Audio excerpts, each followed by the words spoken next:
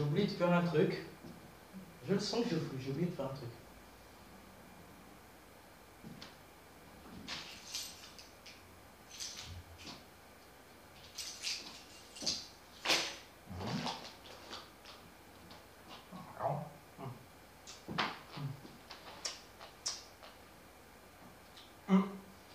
Il y a un poster du film Le Monde de Dory là. Ah, je viens de me rappeler, c'est bon. Ah oui, moi je suis con. Tiens, la caméra est en route. Parfait pour un vlog critique numéro 14. Oh putain. Salut les gens. Comme vous l'avez compris, je reviens de ma séance cinéma du Monde de Dory. Oui, je suis de bonne humeur parce que c'est mon tout premier film Pixar depuis que je suis revenu ici à Agen. Ça va vous saouler, c'est ça?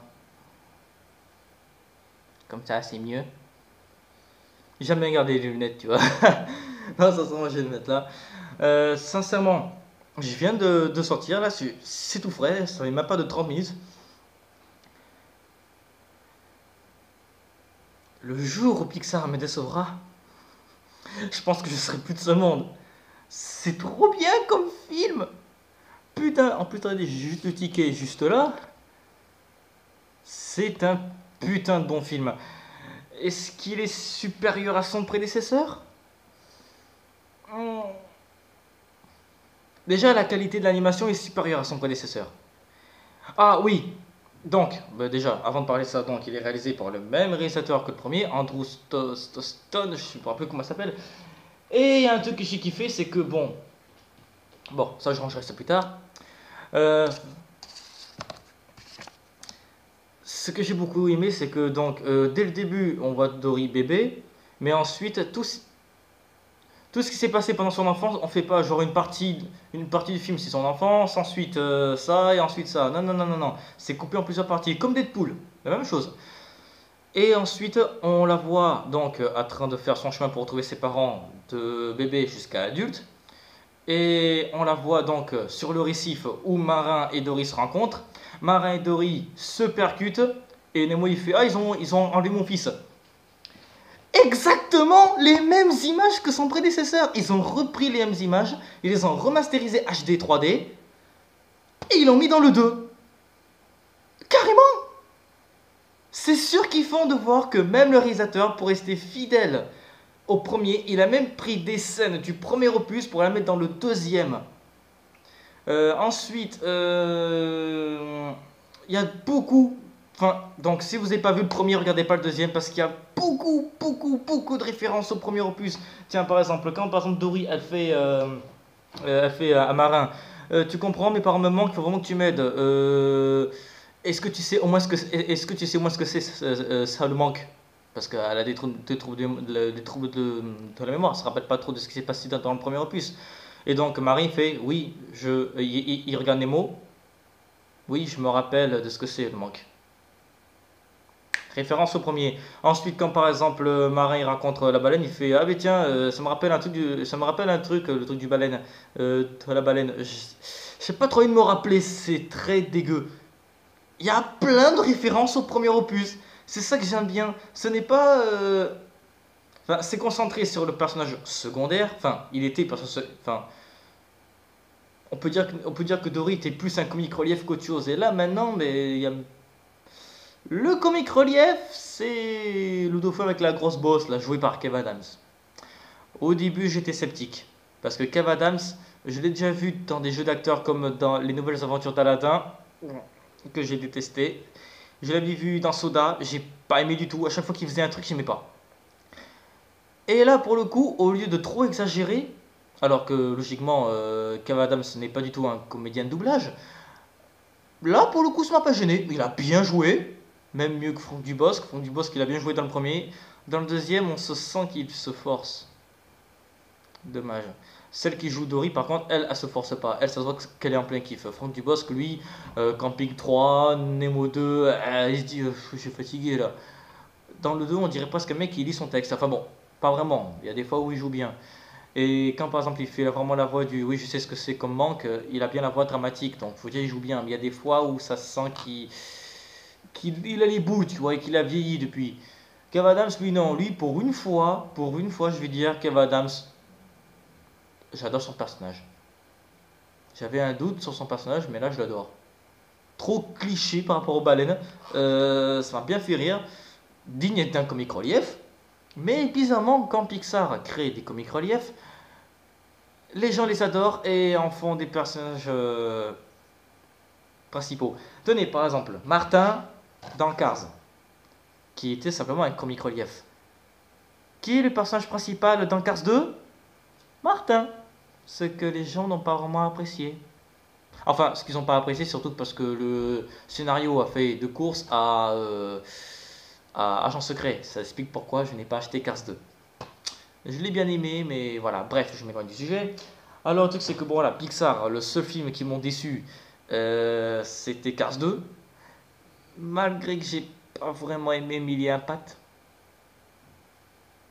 Je sais, vous me détestez maintenant, je sais.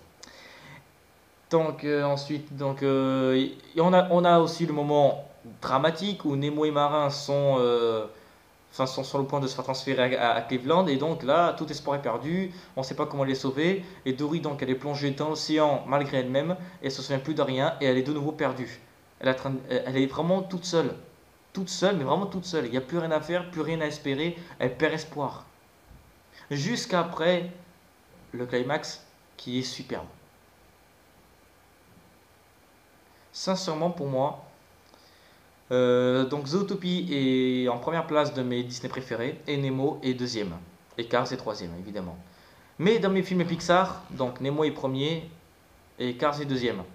Mais malheureusement, Nemo perd sa place parce que c'est Nemo 2, mon préféré Pixar maintenant. Le monde de Nemo est à sa deuxième place et Cars troisième place. Ce qui fait que dans tous les Disney, ben, en fait, ben, le monde de Nemo se trouve dans la troisième place. Dans la troisième place. C'est dingue quand même. Nemo, il n'a pas bougé depuis une dizaine d'années de mon top 3. Et là, il est en train de terminer le top 3 là. Dommage. Mais sincèrement, le Montedori m'a plutôt foutu une vraie claque. Sincèrement. Là, je m'attendais à trop de clichés. Enfin, par rapport aux clichés de trop de mémoire. Dans le 1, on en faisait un gag. Là, je trouve que pour le monde de Dory, ils en font trop par rapport à sa mémoire. Ils en font beaucoup trop. Sauf pour le climax, que là, ils en font pas trop et qu'à chaque fois, elle essaie de surmonter son épreuve. Enfin, elle essaie de surmonter tout ça pour réussir. Et je trouve ça vraiment formidable. Donc, la morale, le message qui est derrière, ça fait même si tu as un handicap, tu as un problème. Et comme dit Marin, elle analyse la situation, elle trouve un plan. Et là, Nemo il fait, mais non, Dory, elle fait pas ça. Elle regarde et elle fonce dans le tas. C'est ça qu'on doit faire. C'est que malgré, enfin donc la morale, c'est surtout par exemple aux gens handicapés, etc. Qui ont des problèmes psychologiques. C'est si tu as un problème, au lieu de tout analyser, au lieu de trop te focaliser sur quelque chose, fonce dans le tas. Tu fonces comme ça. Tu n'hésites pas une seconde. Si tu fais une erreur, tu la fais et tu en retiens des leçons. C'est ça la morale du film. Et sincèrement, j'adore cette morale. Sincèrement, ça encourage les gens, ça encourage les enfants. Disney, ils adorent ça, encourager les enfants. Ils encouragent les enfants, surtout les enfants handicapés, à aller plus loin, plus haut.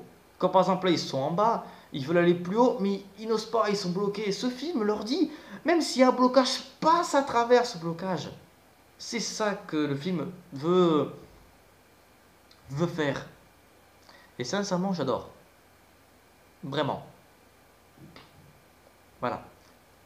C'était direct. La musique de Thomas Newman. Dans les moments tragiques, ici faire. Dans Nemo 1, j'adore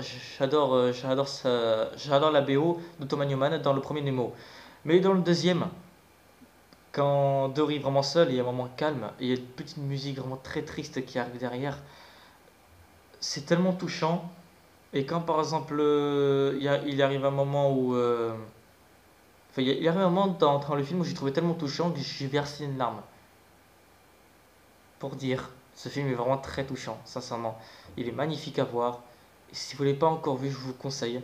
Déjà, il sort dans ma collection DVD. C'est sûr et certain, il n'y a pas la moindre hésitation. Voilà. Avant que cette vidéo se termine, je tiens juste à préciser, je fais ça. Ah, donc j'ai acheté mon ticket de Nemo, mais j'ai pas fait que ça. J'ai acheté les 3 vlogs critiques qui vont arriver. Donc vous aurez le 15e, le 16e et le 17e. C'est-à-dire Alice, Conjuring et Ninja Turtle. 2.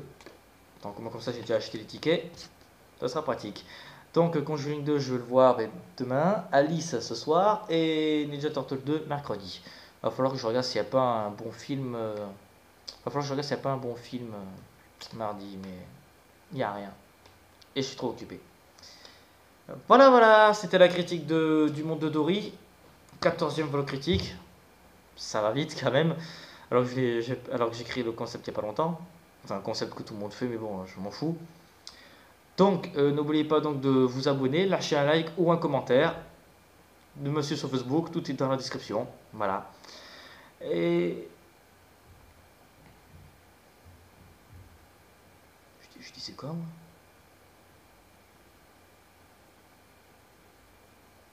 Qu'est-ce que je disais? Oh! Oh! Oh!